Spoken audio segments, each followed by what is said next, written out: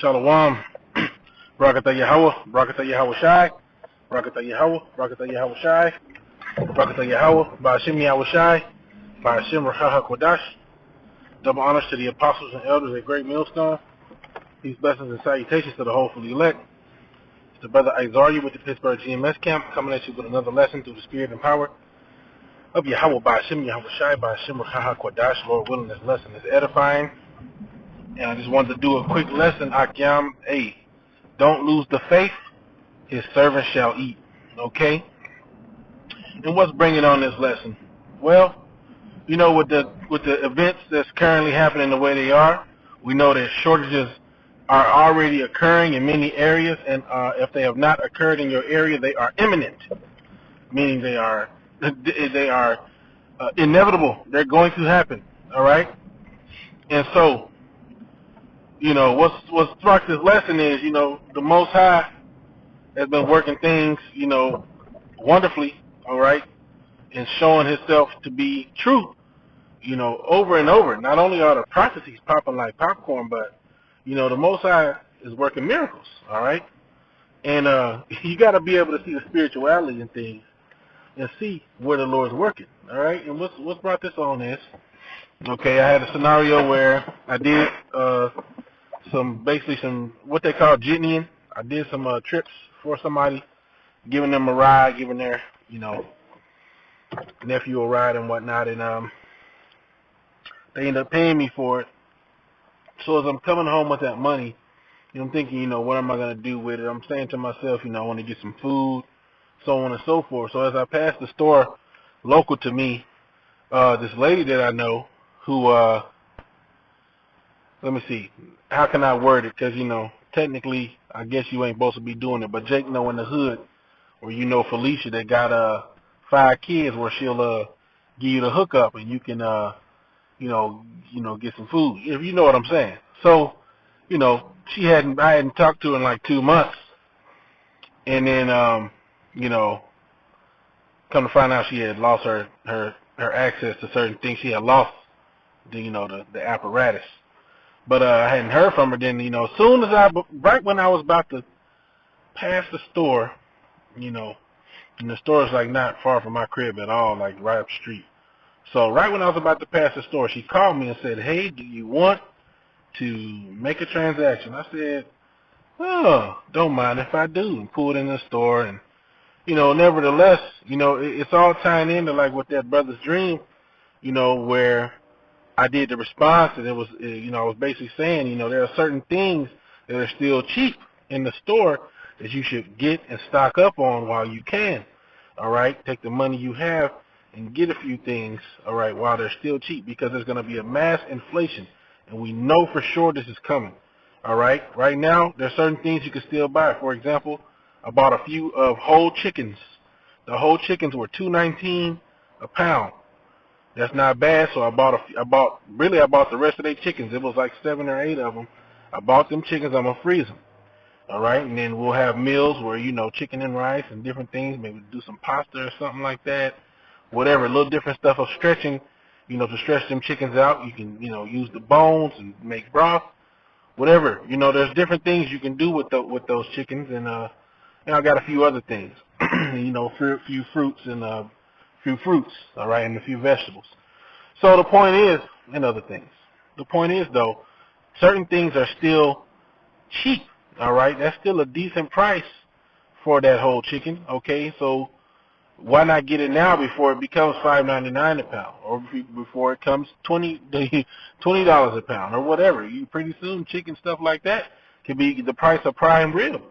All right, it might get up to the price of prime rib. We don't know exactly how high it's going to climb, but we know it's going up there. Okay, because this has been prophesied.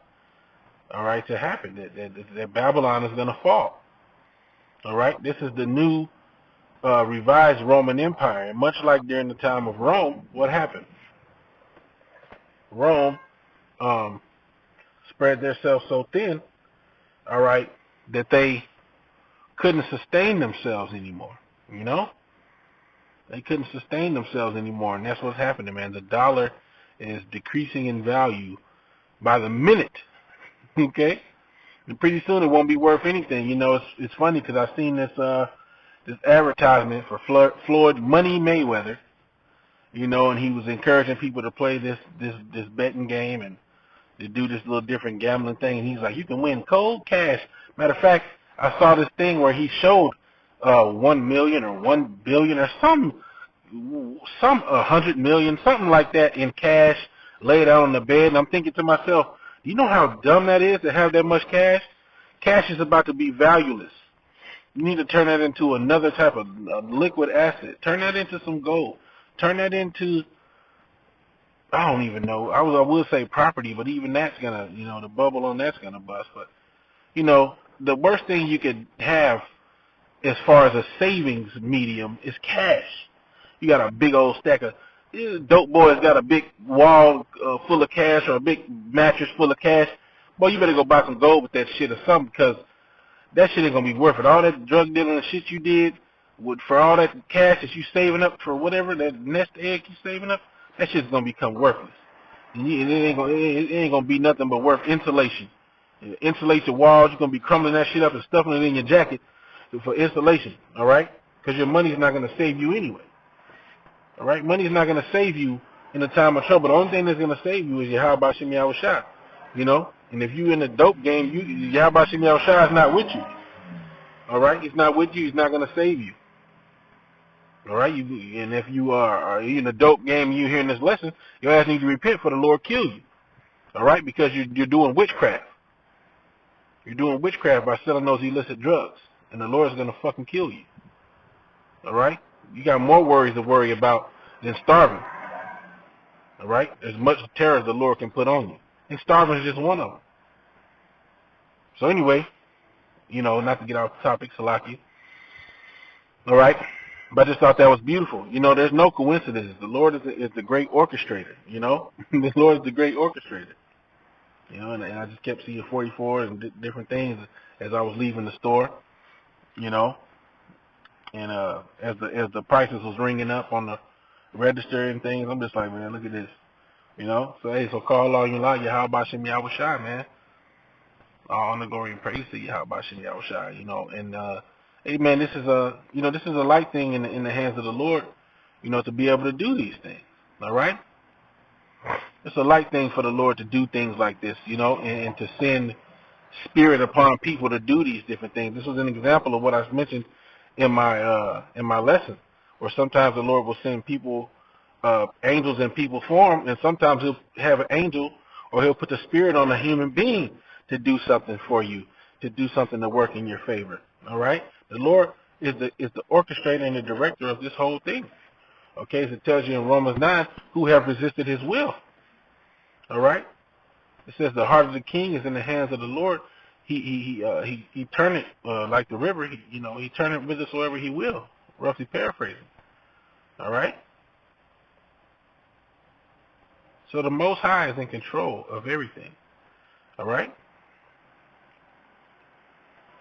So we have to remember that. So when something like this happens to you, then call Allah Yahweh Shem Yahweh Shai. All honor, glory, and praises to Yahweh Shem Yahweh Shai. Barakatah Yahweh Shem Yahweh Shai. You know? And when the Lord has mercy on us, Barakatah Yahweh Shem Yahweh Shai, because we don't deserve it, all right? It's only through his promise that we receive these things, all right? Because, I mean, let's face it, all of our righteousness is as filthy rags, all right? But still the Lord is merciful. Okay, and the scriptures say he's not unrighteous to forget your labor of love. Okay, seeing that you have ministered unto the saints and do minister. All right, my servant shall eat. If you're serving Yahweh Shem Yahweh Shai, he's going to take care of you. All right, he's not like Esau, where you work and you work and you work and you don't get no recompense. You don't get anything, in return. No, Yahweh Shem Yahweh Shai is righteous and just. He will pay. The servant is worth his due, right? The servant is worth his due. All right, he'll set up, and the Lord, it's a light thing to lift a poor man out of a dunghill and set him up. All right, everything in the due time of Yahweh Shem Yahweh Shai, it's all in his time. So I just want to share that quick testimony, just backing up that brother's dream, just backing that up, man. The Lord is going to look out for us. Okay, all we have to do is worry about enduring and worry about doing this work, and Yahweh Shem Yahweh Shai will take care of the rest. Okay, we ain't got nothing to worry. We ain't got nothing to worry about, man. Just be wise, while you can. You'll be wise. Scripture say, be not unwise. Okay, but understand what the will of Yahweh Shem Yahweh Shai. Be circumspect. All right. I honestly feel like if you got extra money and you're blowing it and you don't have a lot of you don't have a lot of food in your crib, then I just don't understand what you're doing right now, because there's different things you could be doing with that money. All right. You could be gathering this and gathering that. And it's not a thing of a lack of faith. It's a thing of wisdom. Okay. A prudent man looketh well to his going. All right.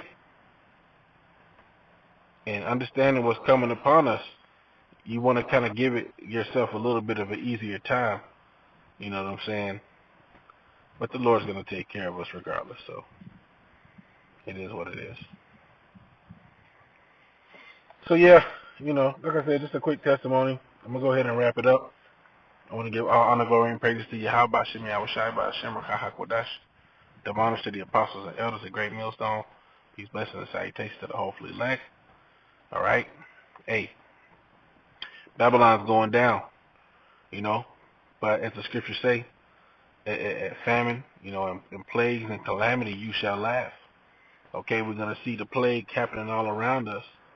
All right, but as long as we make Yahweh Shem Yahweh Shai our refuge and we trust in him, the plague shall not come nigh our dwellings. All right, and the famine won't come nigh our dwellings. Our little babies and things of that nature, they're going to have food. Okay, this ain't the time of 70 AD where, what I'm saying, now they're going to come like a flood. All right. But like during the time of the first Passover, or, in the other Passovers when we were in our land, but particularly that first Passover where you had to put the blood on the doorpost, if you're covered and protected by the blood of Yahweh Shai, okay, you don't have to worry about that death coming near unto you and your family. Hey, so endure unto the end, for the same shall be saved. And with that, I want to say shalom.